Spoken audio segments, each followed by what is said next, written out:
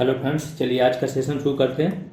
आज का session mainly होने वाला है हमारा कि कल की जो आंसर की आपकी जारी हुई उसमें कई सारे क्वेश्चंस हैं जिन पे डाउट्स है। कुछ क्वेश्चंस के आंसर्स तो बिल्कुल रॉन्ग दिए हैं, उन पे बात करेंगे। तो ये मेनली बात होगी कि किस किस क्वेश्चन पे आप क्लेम कर सकते हो और क्या आपको सोर्स, क्लेम करोगे तो कुछ ना कुछ आपको प्रूफ देना पड़ेगा। प्रूफ देना पड़ेगा तो क्या सोर्स अपनाएं। 2-4 सोर्स तो हमें स्टूडेंट्स ने भेजे हैं जो बहुत ही ऑथेंटिक टाइप के हैं, तो वो हम आपको बता देंगे कि वो सोर्स आप लगा दीजिए, वहाँ से आपका काम हो जाएगा। सोर्स आपको ग्रुप में दे दिया जाएगा। कल हमारी ग्रुप कॉल हुई थी जीएस रिवॉल्यूशन ग्रुप में, ठीक है। जीएस रिवॉल्यूशन का जो मेन टेलीग्राम ग्रुप है उसमें कॉल हुई थी, बहुत सारे स्टूडेंट्स थे। उन्होंने जिस जिस क्वेश्चन पे बताया कि सर इसमें डाउट है, इसमें तो जो मोस्ट अप्रोप्रिएट डाउट वाले क्वेश्चन हैं वो हमने सारे उठा लिए। उन पे आपको सोर्स भी दिखाऊंगा बहुत सारे क्वेश्चन पे, तो 1 बाय 1 करके चलते हैं। इसके बाद इसी वीडियो के लास्ट में UPPCS, RO and junior assistant, इनके लिए हमने जैसे पहले बात की थी कि हम एक सब्जेक्ट वाइज कोर्स लॉन्च करेंगे जिसमें सब्जेक्ट वाइज जीएस आपकी चलेगी रेगुलर। तो ये आज आपका कोर्स बना दिया जाएगा। आज 2 बजे के बाद आप उस कोर्स को परचेज कर सकते हैं। फीस 150 रुपीज़ रखेंगे पर सब्जेक्ट। वहाँ से आप इसको ज्वाइन कर सकते हैं और कल से आपकी रेगुलर क्लास इसमें पढ़नी शुरू हो जाएगी इस कोर्स में, ठीक है। पॉलिटी से हम स्टार्ट करेंगे तो उस पर भी चर्चा करेंगे डिटेल में। जो वीडियो का आपका बैच चल रहा है उस पर भी बात करेंगे, लेकिन इसके बाद में पहले बात करते हैं कि किस क्वेश्चन में, कौन कौन से क्वेश्चन में आप क्लेम कर सकते हो। सबसे पहले, भारत की जनसंख्या का लगभग कितना भाग अभी भी कृषि पर निर्भर है। ये मोस्ट डिबेटेबल क्वेश्चन है क्योंकि एनसीईआरटी जो होती हैं उसमें 2/3 दिया है, लेकिन ये अपडेटेड नहीं रहती, ये ध्यान रखो। ये चीज़ें आपकी कहीं कहीं 10 साल पुरानी भी हैं, कहीं कहीं 5 साल पुरानी ऐसे है। तो कहीं 58% दिया है, कहीं 54 दिया है, कहीं 2/3 लिखा हुआ है, ऐसे लिखा है। लेकिन इसमें जो मोस्ट ऑथेंटिक आपका माना जाएगा वो इकोनॉमिक सर्वे माना जाएगा। इकोनॉमिक सर्वे होता ही मेनली इसलिए है कि वो देश की पूरा आर्थिक ढांचा बताए, किस सेक्टर पे कितने % लोग डिपेंडेंट हैं। पहली चीज़ तो एक तो रोजगार के लिए डिपेंडेंट है, दूसरा आजीविका के लिए। तो एक स्टूडेंट ने इसके बारे में मुझे क्लेम भेजा है, पीआईबी की रिपोर्ट है और वो उसमें इकोनॉमिक सर्वे भेजा, बहुत डिटेल में भेजा उसने। तो ये ऑथेंटिक सोर्स है।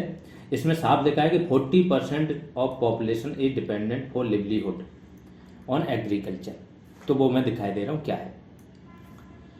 सोर्स है आपका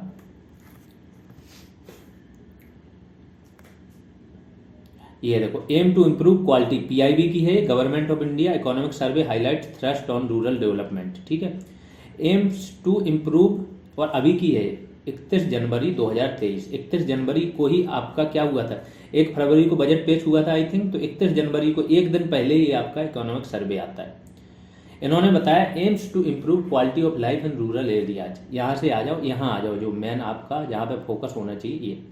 द सर्वे नोट्स दैट 65% 2021 के डेटा से इन्होंने बोला of countries population lived in rural area.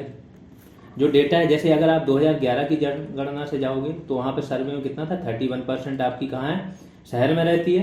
तो कितनी चली गई आपकी, फिर 69% आपकी कहाँ रह रही है, रूरल एरियाज में। लेकिन यहाँ से क्या है, 65% ही रूरल में रह रही है, पहली चीज़। दूसरी चीज़ आगे, 47% of population is dependent on agriculture for livelihood. ये डेटा है, यही डेटा मैंने भी पहले पढ़ा था, इसलिए मैंने जो आपका सॉल्यूशन कराया था उसमें भी बताया था कि 46 से 47% तक इकोनॉमिक सर्वे में दिया था। यही सेम चीज़, इसको आप लगा सकते हो, क्लेम कर सकते हो। कुछ स्टूडेंट हैं जो 2/3 लगा के आए, उनको डर लग रहा है उनका गलत ना हो जाए। देखो, जो मोस्ट ऑथेंटिक चीज़ें हैं उन पे लोग, अगर आपके पास वो है सोर्स है, आप उस पर क्लेम कीजिए, जिसको भी करना है। आपका सोर्स है, 2/3 वालों का सोर्स है, वो आप अपना भी लगा के छोड़ दीजिए, जो सही होगा उसका मान लिया जाएगा। इसमें कोई ऐसा नहीं कि आपका गलत हो गया, किसी दूसरे का सही हो गया। जो मोस्ट ऑथेंटिक होना चाहिए वो सही होना चाहिए। अगला आ जाते हैं, वृक्षारोपण वनरोपण के माध्यम से वनों के विकास के लिए सरकार द्वारा निम्न में से कौन सी योजनाएं कार्यान्वित की गई हैं, ठीक है। तो ये देखो, इस क्वेश्चन की थोड़ी ना भाषा डिफरेंट थी। इसमें देखो मीडियम बता दिया कि वृक्षारोपण और वनरोपण के माध्यम से वनों के विकास के लिए। अगर केवल ये आ जाता ना कि वनों के विकास के लिए सरकार द्वारा निम्न में से कौन सी योजनाएं कार्यान्वित की गई, तब तो ये तीनों हो जाता। लेकिन अगर इन्होंने बोल दिया कि इनके माध्यम से और फिर कौन कौन सी योजनाएं कार्यान्वित की गई, तो फिर मुझे ऐसा लग रहा था कि ये 3rd नहीं होना चाहिए था। लेकिन कुछ स्टूडेंट ने सोर्स भेजे हैं जिसमें ये 3rd दिया हुआ है। वो ऐसी कटिंग है किसी न्यूज़पेपर की या फिर किसी कोचिंग की, वो उतनी ऑथेंटिक नहीं मुझे लगी हैं। फिर भी अगर आपके पास मोस्ट ऑथेंटिक सोर्स है तो आप उसको भेज दीजिए, तो आपका सही होने के चांसेज हैं, नहीं तो जो है वो भी सही रहेगा ही रहेगा। ठीक है, अगले पे आ जाते हैं। सक्रिय आग से तापीय उत्सर्जन का पता लगाने के लिए कौन से उपग्रहों का उपयोग किया जाता है? इसमें कोई डाउट नहीं होना चाहिए, इनसेट 3D का भी उपयोग किया जाता है। तो ऑप्शन में अगर जैसे आपका नोवा भी सही है, कुछ लोग बोल रहे हैं कि नोवा भी करता है, मोदिस तो बिल्कुल कंफर्म सही है, ये मैंने बताया, ये तो मेनली आग के लिए ही बना है। तो मोदिस और इनसेट 3D तो एकदम श्योर था। नोवा भी सही है अगर, तो किसी भी ऑप्शन में 1, 2, 4 है नहीं, तो इस क्वेश्चन में या तो फुल मार्क्स मिलने चाहिए या क्वेश्चन डिलीट होना चाहिए, ये होना चाहिए। इसका भी मैं दिखाई दे रहा हूँ आपको सोर्स, ये पूरा उसी का ही है, इसरो का है ये, जो इसरो अपना रिपोर्ट जारी करता है कि hyper temporal active forest fire detection using INSAT 3DR over India, पूरी रिपोर्ट दी है कि कैसे वो करता है। तो ये देखा, be compared MODIS and INSAT 3DR based forest fire products over major forest fire outbreaks in Uttarakhand. तो उत्तराखंड में जो मेजर फायर इंसिडेंट्स हुए थे उनको इन्होंने यहाँ से कैच किया था, दोनों से, मोदिस से भी। ये देखो, ये जो मैं हाईलाइट कर रहा हूँ, थोड़ा सा चलिए और बढ़ा देता हूँ, ये देखिए, मोदिस की भी यहाँ पे बात हो रही, इनसेट 3DR की बात हो रही। तो ये रिपोर्ट आप लगा सकते हो क्योंकि इसरो की ही रिपोर्ट है, जिसने बनाया है, तो उनसे बेटर कोई बता नहीं सकता। अगले पे आ जाते हैं। वन भूमि को गैर वन उद्देश्यों के लिए परिवर्तित करने की अंतिम मंजूरी किसके द्वारा दी जाती है? इसमें तो कोई डाउट ही नहीं होना चाहिए, ministry of environment and forest ही होना चाहिए। कैंपा तो एक प्रकार का प्रतिपूरक वनीकरण फंड है, ठीक है। तो इसके तो सोर्स हर जगह मिल जाएंगे आपको, जो वन संरक्षण अधिनियम है उससे मिल जाएगा, या कहीं भी PIB की रिपोर्ट या कहीं पे मिल जाएगी, तो ये लगा सकते हो, इस पर क्लेम बिल्कुल करना। अगला आ जाते हैं। निम्न में से कौन सा सरकारी मंच भूमि नामांतरण और भूमि अभिलेखों के रखरखाव के लिए आवश्यक है? तो ऐसा कौन सा सरकारी मंच है? जो मैंने बताया था आपको, उस टाइम पे भी बताया था कि ई धरती और ई धारा दोनों है, ये गुजरात का है और ये राजस्थान का है। ई धारा इन्होंने मान लिया, ई धरती का मैं प्रूफ बताया दे रहा हूँ कि ये भी सारे काम वो करता है, ठीक है। तो आ जाइए, ये भी गवर्नमेंट ऑफ इंडिया PIB की रिपोर्ट है, conversion substitution and mutation made online, Hardeep Singh Puri ने लॉन्च किया था, ई धरती ऐप, ठीक है। तीनों चीज़ें हैं, conversion, substitution and mutation. More than 35,000 property outline on GIS, ये पूरा रिपोर्ट का दिया है, मैंने यहीं से ही समझ में आ जाना चाहिए कि तीनों चीज़ें हो रही हैं और कौन से ऐप पे, ई धरती पे। तो यहाँ का ई धरती भी आपका सही होना चाहिए, पूरी रिपोर्ट। तो ये भी PIB की रिपोर्ट, फिर से देखो यहाँ पे भी वो किया है इन्होंने हाईलाइट कि conversion substitution and mutation have been made online. तो ये चीज़ दोनों सही होने चाहिए।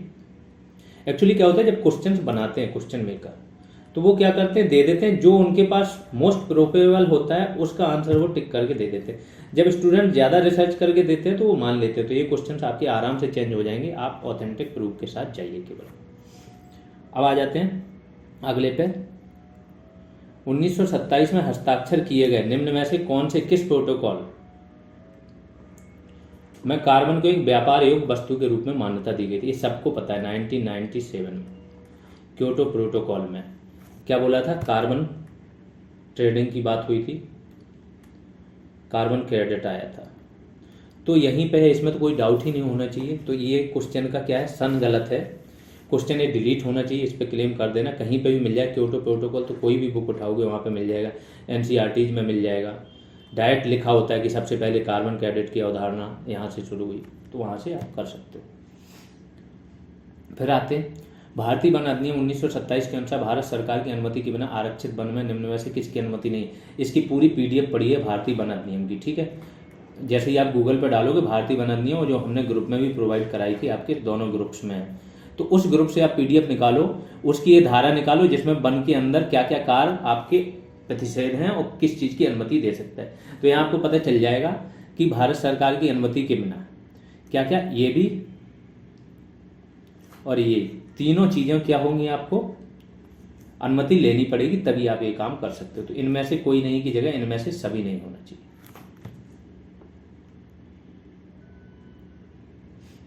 आगे आते हैं, हाँ, यहाँ पे आपके सारे क्वेश्चन हो गए। किसी को और क्वेश्चन हो वो ग्रुप में रेज कर सकता है। ग्रुप आपको बता ही दिया, जीएस रेवोल्यूशन करके, जो लोग नहीं जान रहे हैं वो वहाँ पे ग्रुप ज्वाइन कर सकते हैं।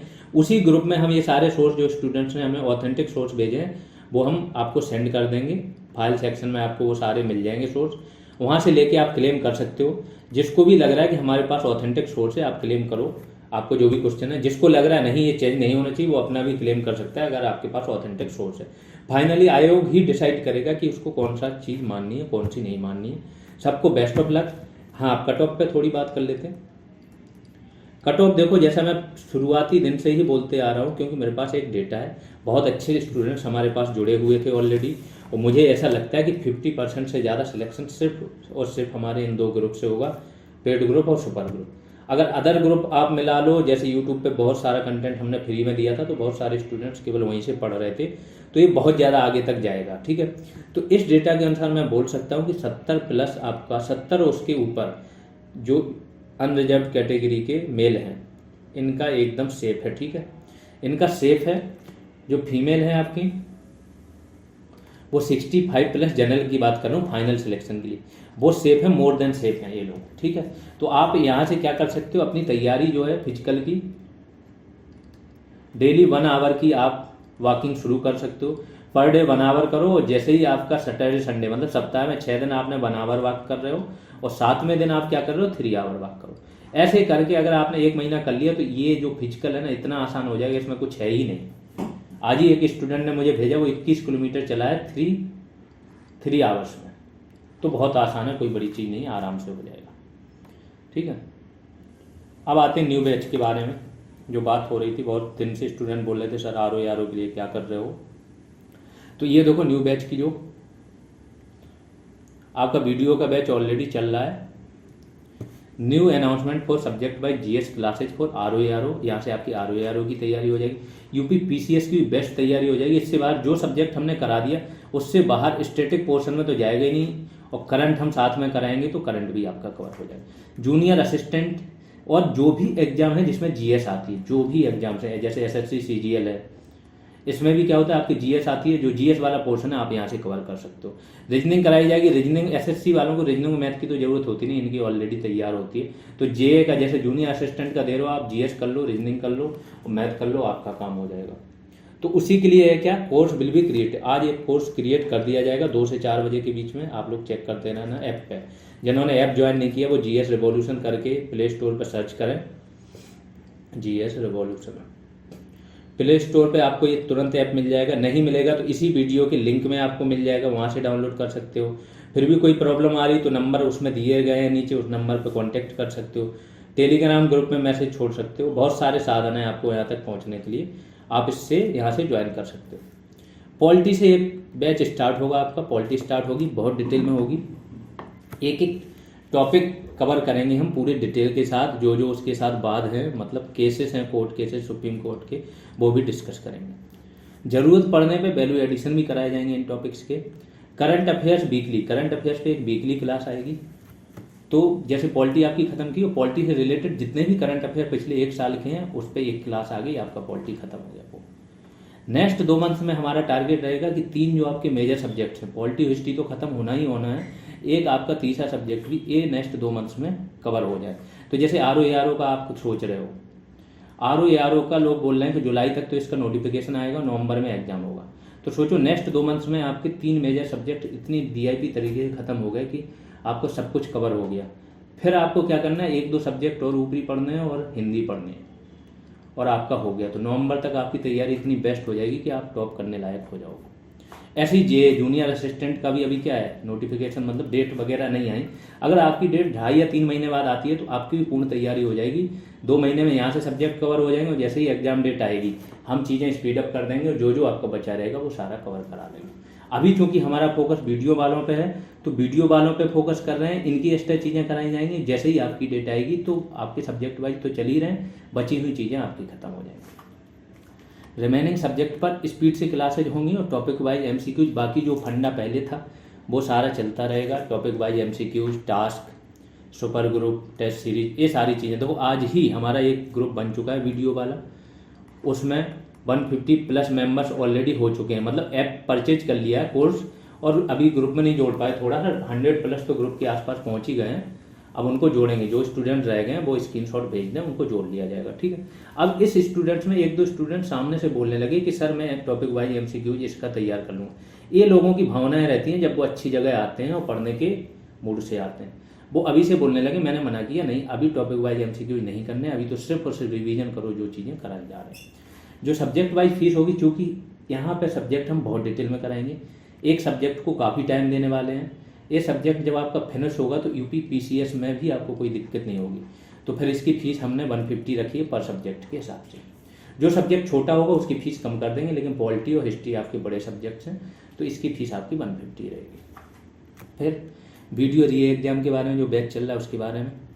वीडियो का जो री एग्ज़ाम है आपका, उस पर बैच ऑलरेडी 4 दिन पहले अनाउंस हो गया। 4 क्लासेज आपकी हो चुकी हैं, 5वीं क्लास आज इवनिंग में आएगी और नेक्स्ट 8 डेज में हम पॉलिटी यहाँ पे फिनिश कर देंगे। पॉलिटी इस तरीके से फिनिश हो जाएगी, फिर बता रहा हूँ कि UP PCS तक भी आपको लगेगा कि एक भी क्वेश्चन बाहर नहीं जा रहा है। तो जो लोग भी अभी तक सीरियस नहीं हुए वीडियो बंद दरोगा का एग्ज़ाम देने के बाद भी, जिसको नहीं समझ में आया है, वो सिर्फ अपना लॉस कर रहा है। आप जितना लेट होगे आपका लॉस होगा, ठीक है। क्लासेज ऑलरेडी चल रही हैं, 4 क्लासेज जैसा मैंने बोला अभी तक पब्लिश हो चुकी हैं, 5वीं भी आज इवनिंग में आ जाएगी। नेक्स्ट 8 डेज में आपकी पॉलिटी फिनिश करनी है।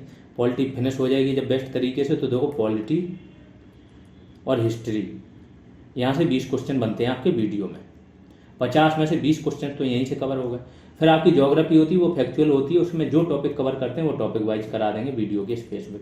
इसका इकोनॉमिक्स में करंट बेस्ड होता है, कुछ कॉन्सेप्ट बेस्ड। ये पूरा तो 5-5 दिन के रहेंगे और UP स्पेशल आपका 5 दिन का। यहाँ से आपका सारा काम खत्म हो जाएगा GS का। करंट हम अभी 1-7 दिन के अंदर एक करंट का दे देंगे आपको वीडियो, एक डिटेल में वीडियो मिल जाएगा, तो करंट इसके साथ ही चलेगा। हिंदी का अभी 4-5 दिन बाद टास्क दिए जाएंगे, हिंदी पे बनाए जाएंगे, तो हिंदी भी इसके साथ में फिनिश होगी।